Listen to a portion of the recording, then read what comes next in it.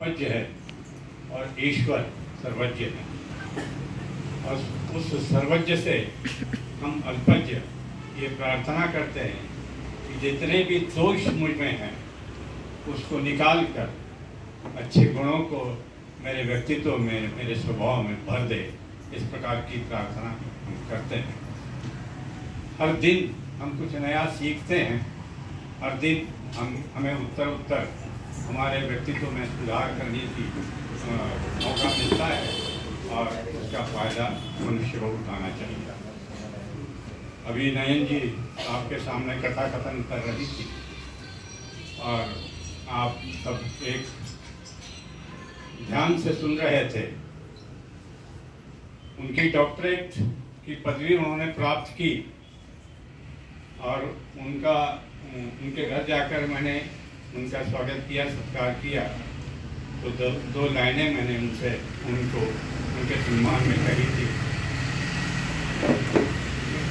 जब भी आपसे होती है मुलाकात नयन जी, जब भी आपसे होती है मुलाकात नयन जी, तब तक हम कुछ नई बात सीखते हैं नयन जी। तो आज मैंने ये सीखा कि ज्ञान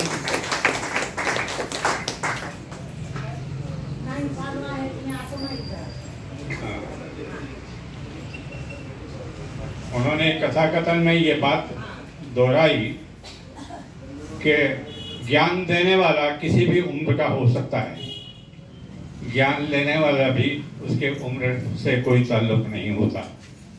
विद्वानों से हम ज्ञान लेते हैं और अल्पज्ञ विद्वान बनने की कोशिश करते हैं।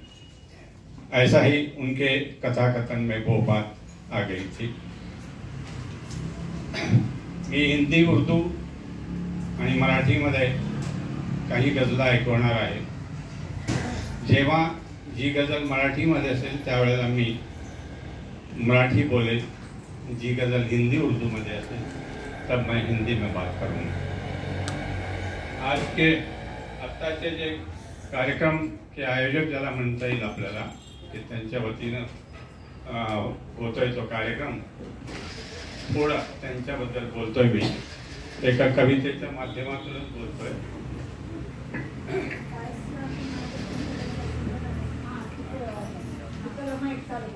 श्रीनाथराव जंग्याळे यांचा संबंध, मैत्री, नातं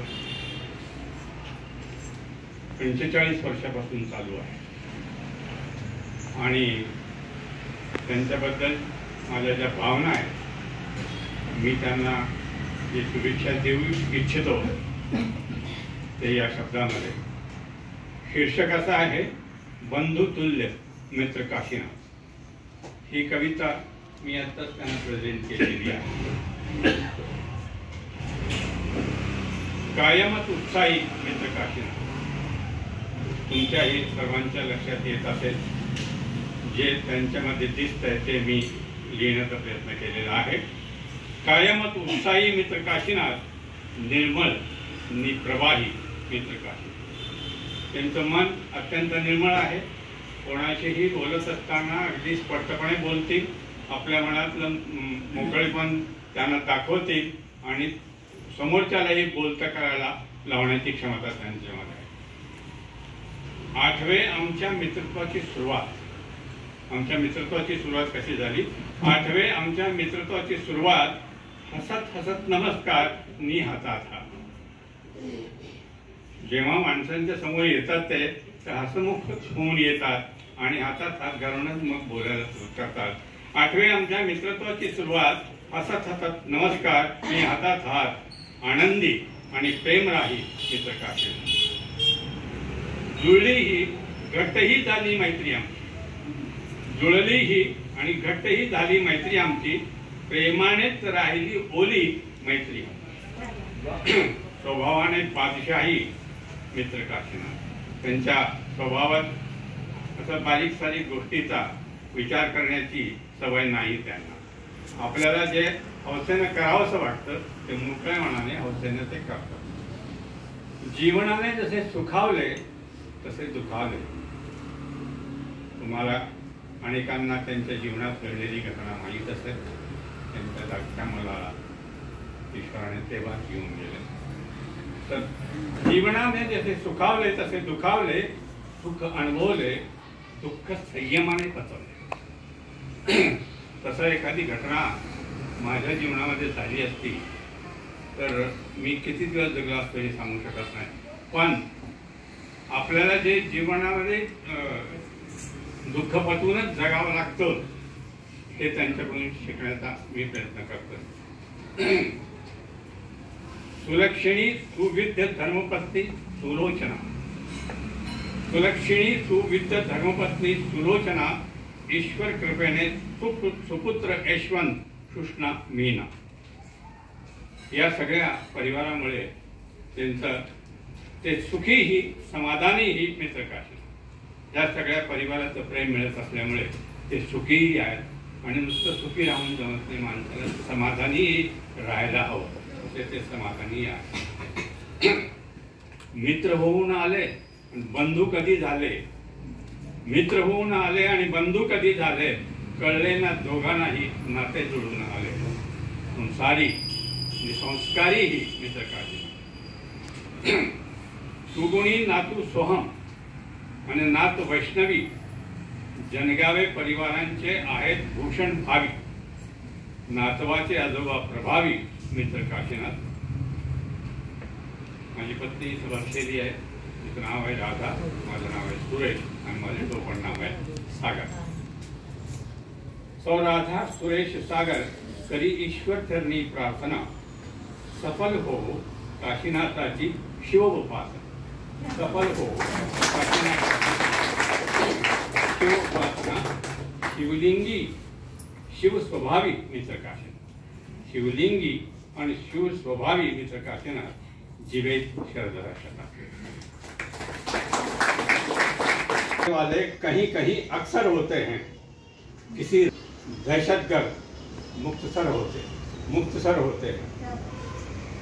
जब वतन की सारी अवाम करती है तिरंगे को सलाम, जब वतन की सारी अवाम करती है तिरंगे को सलाम, तो एक रंग वालों के बेरंग इरादे बेअसर होते हैं.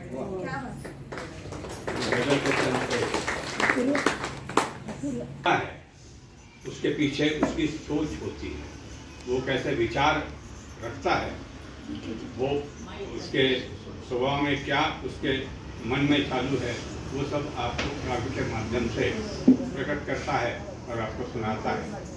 मेरे लिए सर्वोपरि मेरा देश है, मेरा वतन है. जब तक हम सर्वोपरि वतन को नहीं रखेंगे, अपना जीवन हम सुखी नहीं बना पाते. इस बात पे गौर करना.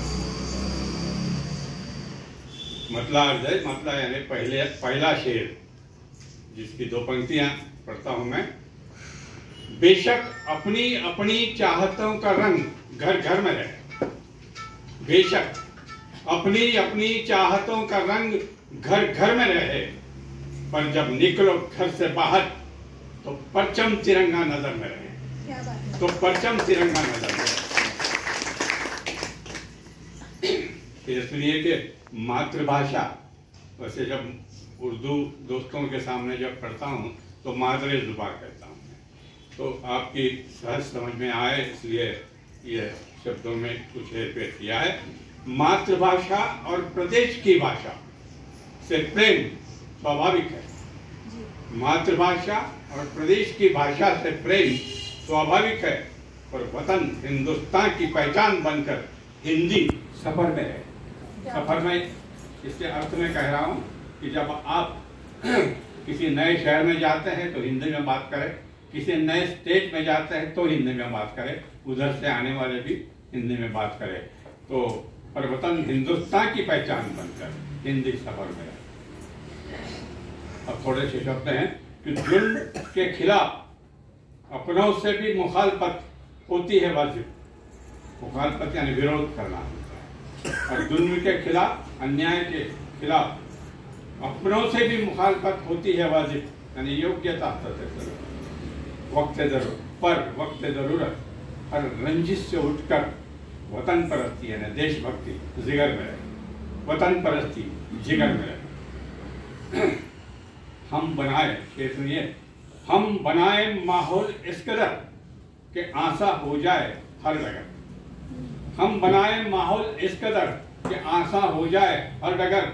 हम वतन, हम सब रहे एकजुट, तो वतन का दुश्मन भी डर में रहे। डर में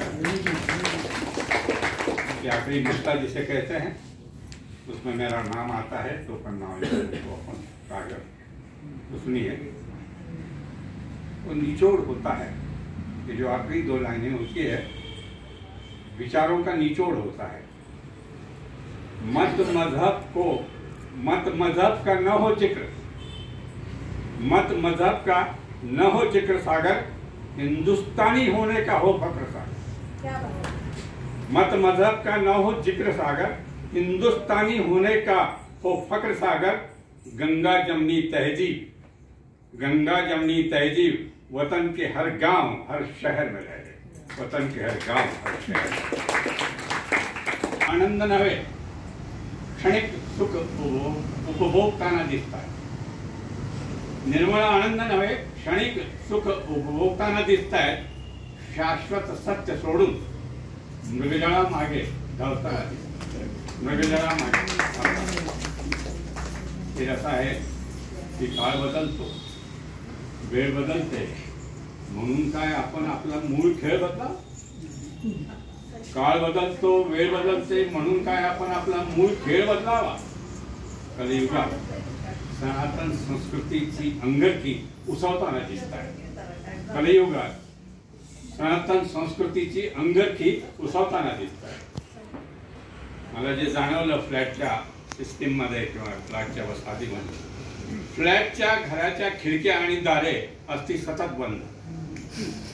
फ्लॅटच्या घराच्या खिडक्या आणि दारे असती सतत बंद। रंग जे घरात उधळायचे ते आता रस्ते रंगवताना दिसतात। ते आता रस्ते रंगवताना दिसतात। म्हणजे कुठं काय करावं याचंही भान विसरलेली ही पिढी, असं मला आता एक शेर असा आहे की जुनी मंडळी फाटलं की शिवायची, जुनी मंडळी फाटलं की शिवायची, छिद्रांना ठिगळं लावायची। जुनी मंडळी फाटलं की शिवायची, छिद्रांना ठिगळं लावायची। नव्यांना झालंय काय? नव्यालाच भोक पाडताना दिसताय। नव्यालाच भोक पाडताना दिसताय। शेवटच्या 2 ओळी आहेत, त्याला म्हटलं म्हणतो आपण। आता संस्कार कुणी करायचे आणि कुणावर करायचे सागर।